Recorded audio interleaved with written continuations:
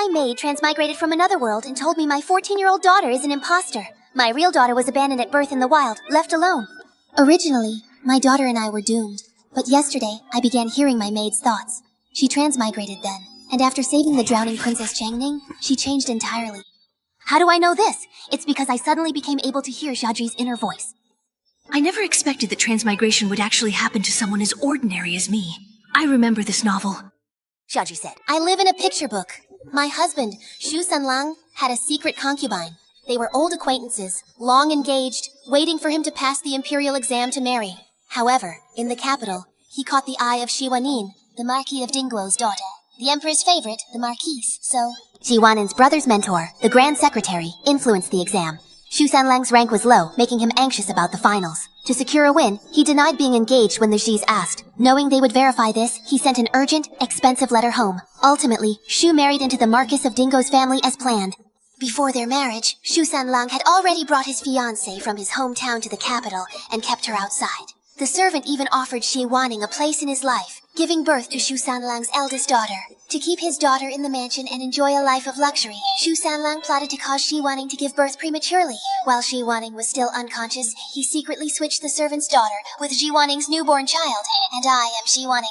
Xiaozhi thought to herself, I couldn't believe it. I've been married to Xu Sanlang for many years, and we've had a harmonious marriage. He was a top scholar in the imperial examinations, and his career has been smooth sailing. But he has never shown any affection for me or the Z family. I really can't believe he could be such a heartless person. But when I gave birth to my daughter, Xu Lingyue, it was indeed premature. Xiaozhi only entered the mansion 2 years ago. She couldn't possibly know about this past. To verify Xiaozhi's true feelings, one morning I took Xiaozhi out of the city to Xianggu Temple to burn incense, because Xiaozhi had said in his heart that my real daughter was now in Xianggu Temple. Inside Xianggu Temple, I met a young girl dressed in coarse linen clothes. At a glance, I knew Xiaozhi's inner voice was real, because this little girl looked remarkably like me when I was young. She had a small red mole between her eyebrows. I vaguely remembered hearing the midwife mention a red mole between a child's eyebrows during my childbirth, saying that the child was destined for Buddha. When I woke up, Xu Lingyu's eyebrows were blank. At the time, I thought I had misheard. Now, I realized I hadn't misheard at all. Xu Sanlang had clearly switched the children. I instinctively stepped forward to greet her. What's your name?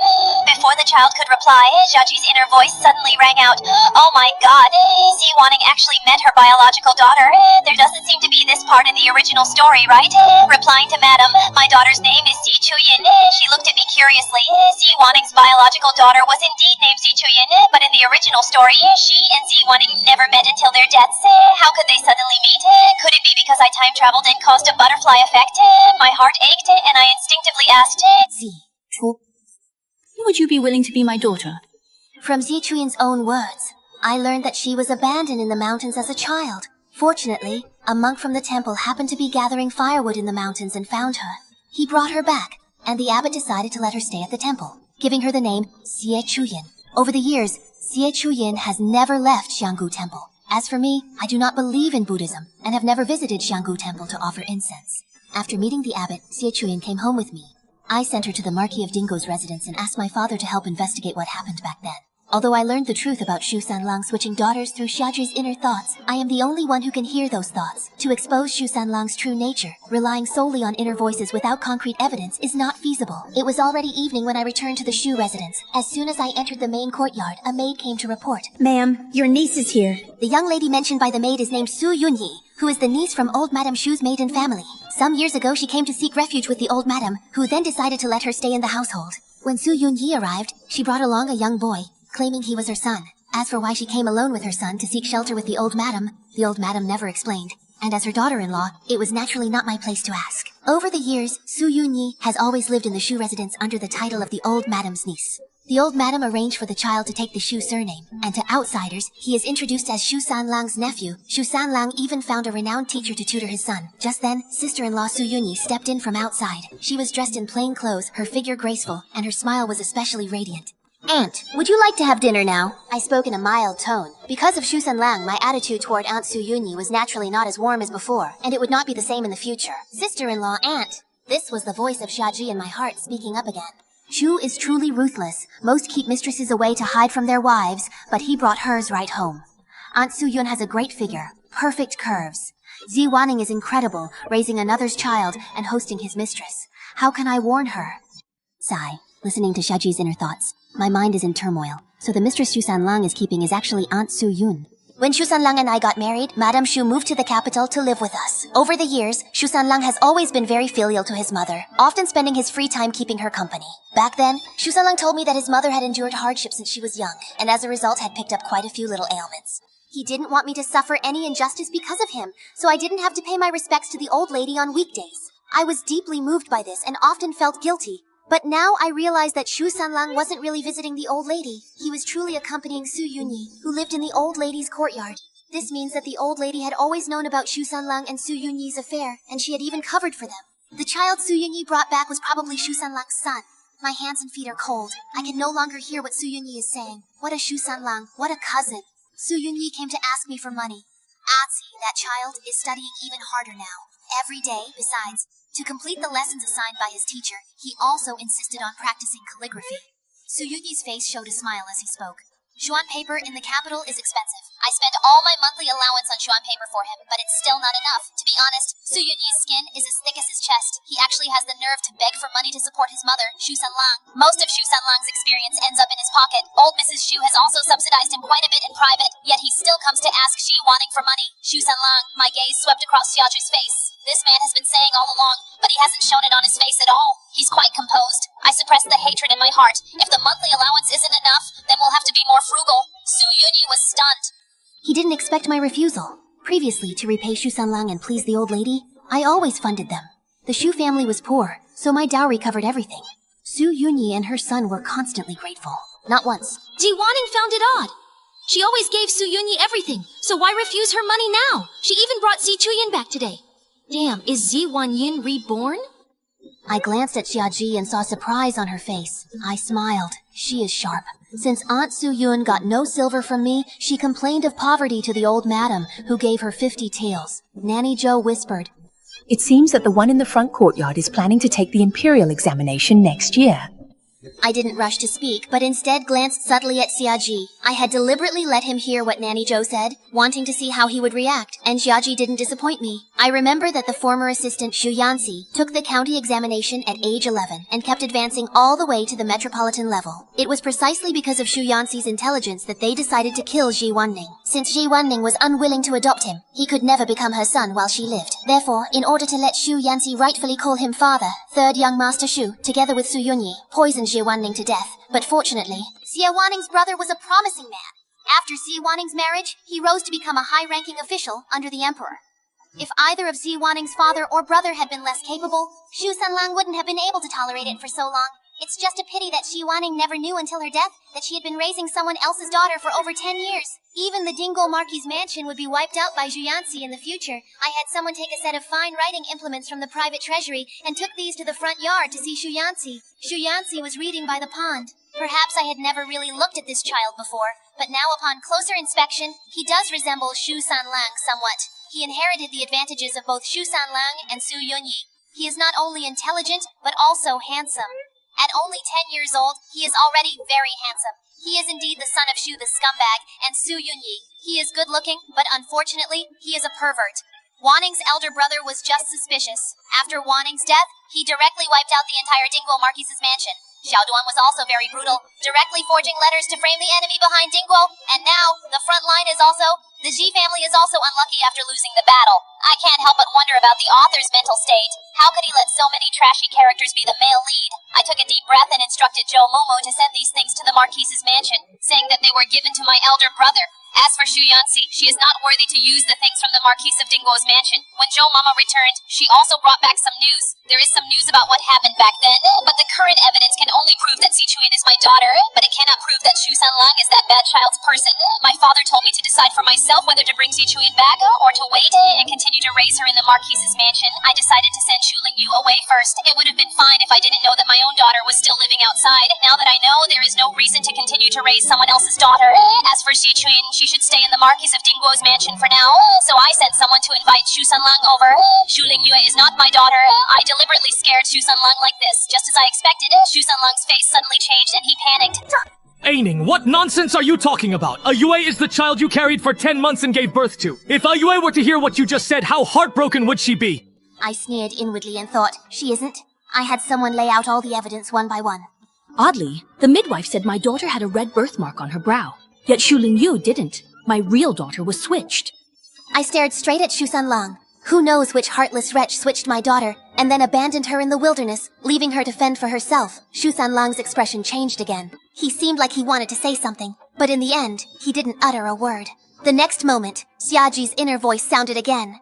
It was that scumbag Shu who switched the children, and it was Su Yunyi who abandoned the child. Afraid of leaving any loose ends, he had the real daughter thrown into the mountains, hoping she'd become food for wild beasts. Unfortunately for him, the author didn't plan for Xie Chuyin to die so soon. She was saved by the monks of Shanggu Temple. Wait, could it be that Xie Wanren really became a nun? Poor assistant, she still doesn't know that her real daughter is Xie Chuyin. I had the midwife who delivered my child all those years ago brought before Shu Sanlang. Xie Chuyin had left a deep impression on the midwife, so even after more than 10 years, she remembered everything clearly. Shu Sanlang had nothing left to say. Then, Ayue, how do you plan to arrange things? Shu Sanlang asked me tentatively. I glanced at him indifferently, pretending to be casual. Since she is not my biological daughter, naturally she should be sent away. Shu Sanlang frowned slightly with jealousy. We still don't know who Ayue's real parents are, so where could we send her? She's not yet of age. If we really let her leave the Shu residence, how could she possibly survive? I said coldly, her life or death is her fate. If I don't send her away, how will our true daughter face the one who stole her identity for 10 years? Are you really willing to let Ayue go out and suffer? Our family hasn't fallen so low that we can't even afford to raise a young girl. I was filled with anger. If I pity her, who will pity my daughter? Abandoned young in deep mountains, she was clearly meant to die. Years later, we still don't know if she's alive or where she is. You defend Xu Lingyu but ignore your own daughter's suffering. Could it be? I stopped. Shu Sanlang's expression turned quite unpleasant. Forget it. Since you won't bring Jian Ayue here, then just set up a small house outside for him and have him move out. I'm tired of him, but you feel sorry for Xu Lingyu at a single glance. I raised her myself. Am I not allowed to feel sorry too? Shu Sanlang seemed surprised that I suddenly changed my mind, and was momentarily caught off guard. I said, then I'll send her to the Duke Dingo's residence. Shu Sanlang thought I had softened, and that sending Xu Lingyu there meant I wanted my mother to personally raise her. I deliberately let her misunderstand. Only this way would she feel at ease letting me send Xu Lingyu to the Duke Dingo's residence. Although I raised Xu Lingyu myself, we were never close. In the past, I didn't know why, and often reflected on whether I hadn't done enough. Now I think perhaps this is just the nature between mothers and daughters. She isn't my biological child, so it's normal that we're not close. When the old madam and Su Yunyi found out, Xu Lingyu had already been sent to the Duke Dingo's residence. The old madame was immediately displeased. You really are so cruel-hearted. Ayue is always so obedient and well-behaved. If you don't want to raise her, then send her to my Shuan Hall. I'll raise her myself. Even Su Yunyi looked at me with a disapproving gaze. Although the Dingguo Marquis' household is nice, if Ayue goes there, she will ultimately be living under someone else's roof. I pretended to be aggrieved and said, Madam, it's one thing for others to misunderstand me, but how could even you not understand my good intentions? Although Ayue is not my biological child, I have raised her with my own hands. Of course I hope for the best for her. But Ayue's current status is truly awkward. If she stays in the manor, people will inevitably gossip. But with my mother's teachings, there was also a bit more reliance when it came to marriage matters.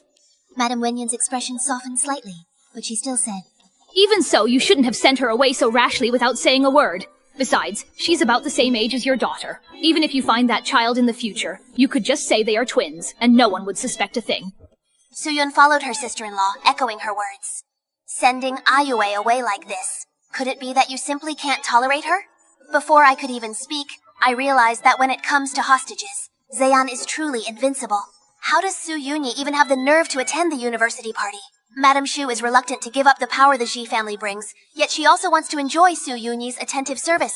When it comes to her own granddaughter, she doesn't care at all. After all, Zi Wanning comes from a distinguished background, while she herself is just a farmer's wife who has always felt inferior. But Su Yunyi is different. After her parents died, she has been carefully currying favor with Madame Shu just to survive. Over time, Madame Shu has become even greedier than Shu Sanlang. She wants both daughters-in-law for herself.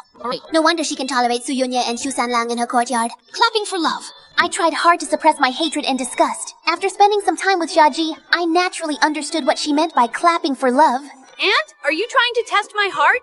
Ayue has called me mother for over 10 years. How could I possibly not tolerate her? I looked aggrieved. The displeased madam glared at Su Yunyi and said, Fine, Ayue stays at the Marquis' residence. I'll go to the Marquis' residence tomorrow. I watched Ayue grow up. And only when I see with my own eyes that she's living comfortably there will I, as her grandmother, be at ease. Su-yun smiled. Ayue is lucky to have you. I hid my mockery. To see Shu Lingyu, you must first pass my residence's gates. The old madam was turned away. As she arrived, my mother took her to a country estate for fresh air. The steward, saying no one was home, blocked the main gate. Snubbed, the old madam returned fuming. She looked at me with displeasure and said, Z, when you had someone send Ayue to the Marquis' residence, did you say something you shouldn't have? I pretended to be puzzled. Others may not know what kind of person your daughter-in-law is, but don't you understand her? If I were the type to stir up trouble, how could the Marquis' residence possibly be willing to see Ayue? The old madam frowned deeply. Then why, when I went to visit Ayue today, did the people at the Marquis' residence act as if they were secretly laughing at me? She shifted her gaze to Su Yunwen.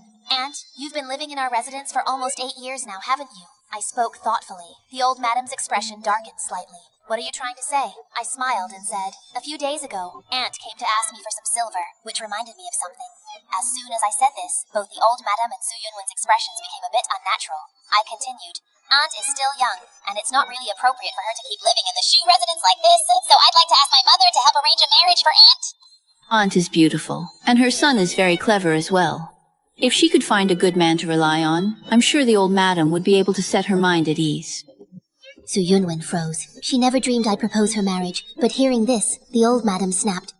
Zishi, are you trying to drive Aunt and her son away?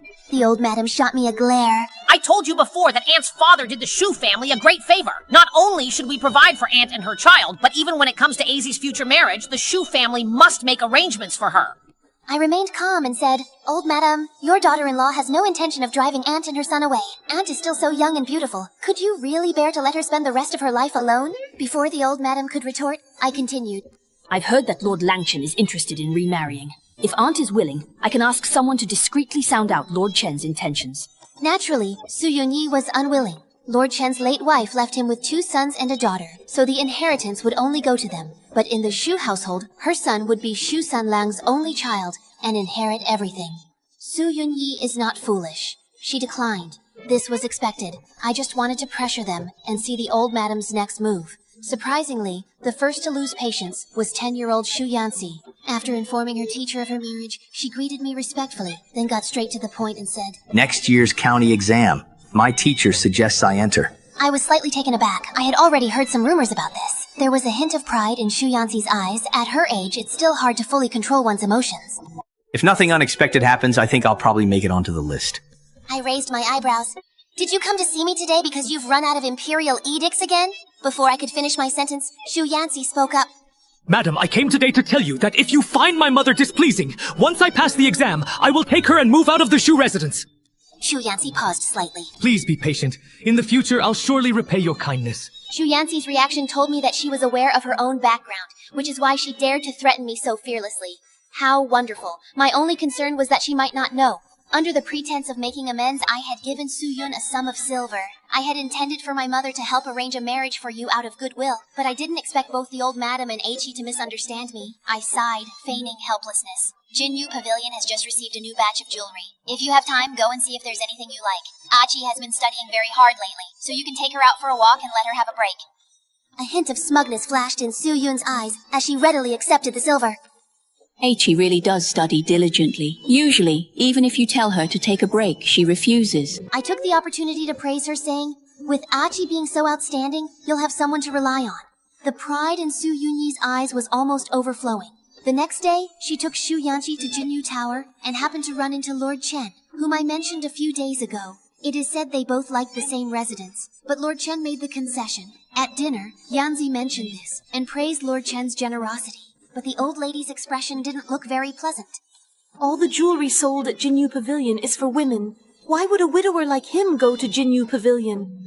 Shu Sanlang. Immediately, Mother Kuimei cautioned her to be careful with her words, but her gaze kept drifting towards Su Yunyi. Shu Sanlang was aware that I intended to match her with Lord Chen. Seeing this, Su Yunyi quickly said that she had heard Lord Chen went to buy a birth gift for his daughter, and he casually explained before changing the subject. Still, Shu Sanlang was displeased by this matter. Normally, he would visit the old lady at Shouan Hall quite often, but after that day, he didn't go for nearly half a month. Su Yunyi was a clever person. After being neglected for a while, she soon realized where the problem lay. She personally cooked a sweet soup for Shu Sanlang, and under the cover of night, quietly went to his study. The two of them stayed in the study for quite some time, and when Suyunyi came out, even her hair was disheveled. Madam, do you want to add more fuel to the fire? Asked Nanny Joe. No need, no need. I shook my head and replied. The matters outside. Yes. Are set. Joe nodded silently. Everything has been arranged. The Marquis personally sent someone to handle it, so there definitely won't be any traces left behind. That's good! I never really expected to completely drive a wedge between Shu Sanlang and Suyunyi. They've supported each other for so many years, and Suyunyi even gave birth to his only son. The bond between the two of them is different from that of ordinary officials and outsiders. Just as I was thinking this, I heard Xiaji muttering in her heart again. Xiwanning really must have been reborn, right? This routine is just like... First, it's completely different now. Before, he didn't bring his daughter back home, but instead had people from Hu help hide her. That's when I thought he must be planning something big. Now it seems I was right. But this is good too. I won't have to risk exposing myself to remind him. Hopefully Ziwaning won't go easy on those two scumbags. Farewell to that pair of cheating man and woman. I can't bear to hear it. So that's how it is. On the eve of a hungry old lady's birthday, a major incident hit the household. Shu Yanzi, after drinking at a banquet, said something overheard by the Grand Tutor. The Grand Tutor harshly scolded Shu Yanzi as reckless. Several ministers were present too. Coincidentally, her classmates also drank too much and blurted out her name. Some ministers even berated her for wasting her studies. Shu Yanzi was so frightened she nearly fainted, and the innkeeper had to send her back to the Shu residence.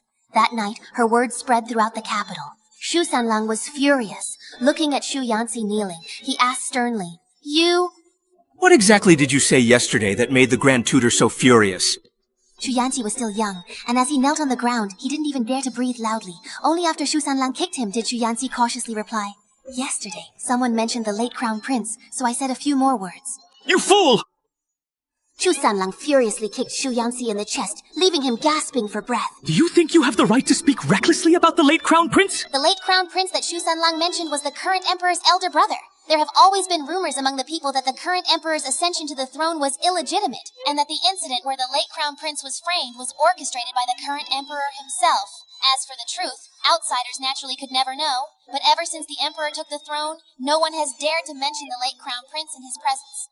Shu Yanzi really was unbelievably bold. Shu Sanlang asked again, "Do you remember who brought up the topic first?" Shu Yanzi hurriedly shook his head. "We were all drunk at the time. I don't remember who mentioned it first, but as luck would have it, when he was commenting on the matter, Grand Tutor and the others happened to overhear. Off to the side, Su Yunyi's face turned pale as he anxiously asked, 'Cousin, what should we do?' I glanced at him and said, 'I'm afraid Achi has been set up by someone.' Shu Sanlang looked at me with an approving gaze. Madam is absolutely right. At this moment, Achi has indeed been set up. Upon hearing this, Su Yunyi said anxiously, "They've already sent someone to investigate. If they can't prove Achi's innocence, how will she be able to participate next year?" Shu Sanlang snorted coldly. If they've schemed, why leave evidence? Though framed, she chose to speak recklessly about the late Crown Prince. Su Yunyi burst into tears on the spot. Our Achi is supposed to become the top scholar in the future. Are we really going to let her carry this bad reputation forever? Shu Sanlang sighed helplessly. Achi won't be able to become the top scholar anymore. What do you mean? Su Yunyi asked unwillingly. I laughed, knowing no one would help her now. No examiner would dare list her name, especially since Shu Yanzi once studied under the Grand Tutor. Shu Yanzi was ruined. Shu Sanlang planned to send her away, but she fell dangerously ill that night. He had to tell the old madam, who also fell sick from the news. Aunt Su wept daily. Her pride and hope were gone. Now forget the exams. It was a blessing if Shu Yanzi didn't bring more trouble to the family. Xiwanning did this. A clean win. Too bad I can't speak up, or Shu and Aunt Su's reactions would be priceless. Aunt Su must really regret moving into the Shu family back then just to spend more time with Shu the scumbag. Didn't the ancients believe that having more children meant more blessings? If she had kept living elsewhere, she could have kept having kids for Shu the scumbag. Even if Shu Yanzi, her main identity, was ruined, she could still use a secondary one. What a shame. Now that Shu Yanzi is finished, is it Shu the scumbags or Su Yunyi's turn next? Hurry up, I can't wait to see what happens to this pair of scumbags. I couldn't help but glance at Xiaji. Her inner drama is so rich. How does she usually manage to keep quiet? Is it all because of Shu Yanzi? For several days now, Shu Sanlang has come home with a terrible expression because of Shu Yanzi's situation. But since Shu Yanzi is still sick, she can't really force her to leave. I had someone prepare a box of pastries and took some money to go see Su Yunyi. The doctor says Ati's illness is emotional. Without healing her heart, medicine won't help. Su Yunyi looked much more haggard these days, her pair of peach blossom eyes swollen and red from crying. Ati only said a few wrong words, yet now she can't even take the imperial exam. I sighed. Even the court officials dared not mention the matter of the crown prince. Assie was still just a scholar who had never even attended a county or city examination, yet she dared to speak so recklessly in public. No one dared to send such a person before the Emperor. Hearing this, Su Yunyi couldn't help but cry again. I sneered inwardly but showed no disgust on my face. Atsi was someone I had watched grow up. Seeing her like this, I was also very sad. I took a handkerchief and wiped the tears from Su Yunwen's face. But you are Asi's mother. She can only rely on you now. Su Yunwen looked at me with a questioning gaze. I continued, Asi's father died early and couldn't give her any help. Now she can't participate in the imperial examinations. Even if our Shu family is willing to support her for life, she is still a man. Would she really be willing to live under someone else's roof for the rest of her life? I said with a long sigh. With a sigh, I realized how pitiful this child without a father was. Shu Yanxi's illness hadn't improved by the new year. I visited her. She had lost a lot of weight. Her once beautiful face was now skin and bones. She was always carrying her hands, but she didn't seem to get better, as if she had lost the will to live. Su Yunyi was also depressed for a while. After I saw her that day, she started paying attention to her appearance again. The old lady had fallen ill because of Shu Yanxi, and her health had deteriorated considerably. After winter began, she would fall ill every few days. Even Shu Sanlang's career was going badly. First, he angered Changfeng and was reprimanded in public. Later, during court, he was scolded by the emperor for saying the wrong thing, and his official rank was even demoted by 2 levels. Shu Sanlang blamed all of this on Shu Yanxi. If it weren't for that little brat saying the wrong thing, how would I have been implicated in all this? Sanlang was named Tanhua because my father shared the emperor's preferences with him. By catering to these, he gained favor. His rise is also due to my family's support. Otherwise, Su Yunyi wouldn't have stayed hidden at Shouan Hall for 10 years. But despite his hard work, Shu Yanxi's mistake got him demoted 2 ranks. Demotion is easy, but rising back is hard. That's why even the old madam, who dotes on Shu Yanxi, stays silent now. With tears, Su Yunyi said, Cousin, send Atsi home after New Year. She can't take the exams, and the capital only brings painful memories. Staying will also hurt your career. It was rare to see Su Yunyi show such a delicate and fragile expression. The Shu family has long protected my son and me. I don't forget such kindness. How could I let Atsi stay in the capital and burden them? Hearing these words, Shu Sanlang's expression also softened. The old madam, rarely speaking, said, You are indeed a sensible and considerate person. On New Year's Eve, Shu Yanxi was released from her confinement. They had only eaten half of their dinner when Su Yunyi suddenly sat up straight. Aunt, what's wrong? Are you feeling unwell? Su Yunyi, looking pale, replied. It's nothing. Shushi is just not used to the taste of seafood. I exchanged a glance with Nanny Zhou, then said, These seafood dishes were sent over by the Marquis's residence. I thought we could have them prepared for everyone to try together first. Since Aunt can't stand the smell, let's have it taken away. But Shu Sanlang spoke up. Then let's just switch seats. Since it was sent by the Marquis's residence, if we remove it, wouldn't that be disregarding the Marquis's kind intentions? Su Yunyi hesitated. Since Shu Sanlang had spoken, he relented. I then mentioned Shu Lingyue, who was at the Marquis's residence. Su Yunyi prepared to leave. But hearing me mention Shu Lingyue, he stayed despite wanting to leave. Soon, Mama Zhou returned with a doctor. Seeing Aunt unwell, I had a doctor fetched. I signaled him to check Su Yunyi's pulse. She was pregnant. Hearing the diagnosis, Shu Yanxi glared at Su Yunyi with hatred. After the doctor left, I finally spoke slowly. Aunt, whose child is it? After Ji Wanning died, Aunt Su Yun conceived Nan Sheng's child again. 2 sons and a daughter. I didn't expect it to happen ahead of time now. The room suddenly froze. Aunt Su Yun wept in silence. Then Shu Sanlang stepped forward to speak. Aunt Anning's child is mine. Shu Sanlang's face showed a look of guilt. Recently I was troubled and drank too much. Aunt visited me, and then it happened. I have wronged Aunt. Shu Sanlang tried to take my hand, but I avoided him. He spoke gently. Now that Aunt is pregnant, I can't just pretend nothing happened. So you want to give her a proper status? I calmly asked, and Shu Sanlang nodded. After all, it's me who has wronged Aunt. I should give her and the child an explanation. I understand. I deliberately put on a sad expression. You want to give her, she can have a title, but she can only be a concubine. I am the legitimate daughter of the Marquis of Dingguo. If you want to marry her as an equal wife, not only I, but even my father would never agree. The old madam spoke up at this point, saying, Yue has been sent away by you, and your own child hasn't been found. Now that Yin Yang is finally pregnant, letting her become an equal wife is something the Marquis of Dingguo could surely understand. The old madam glanced unintentionally at my lower abdomen. If you could bear a legitimate son for Sanlang, why would Sanlang's mother be in this situation?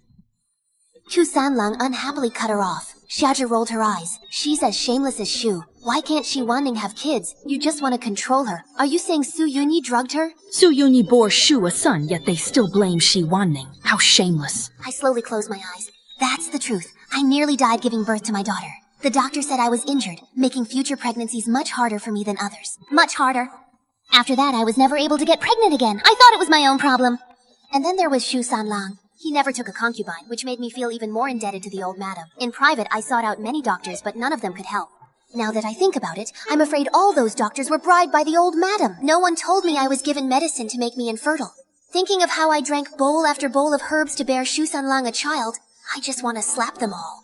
But now is not the time. If I confront them openly, it will only alert them to my suspicions. I'll expose Shu Sanlang's hypocrisy covertly, making it look like Su Yunyi proposed it first. The plan to send Shu Yanzi home was leaked to her directly. Unfazed, she paced her courtyard after that day. Following her frantic preparation, Shu Yanzi fell ill, confined to her room as before. She was still taken away that night. Su Yun, dining out and perhaps feeling guilty, didn't see Shu Yanzi. I had a courtyard tidied. Auntie lived here as the lady's cousin. But as your concubine, she can't stay with the old madam, Shu Sanlang said awkwardly. You decide, that's fine. I suspect. After Shu Yanzi was ruined, Shu Sanlang gave up the idea of poisoning me.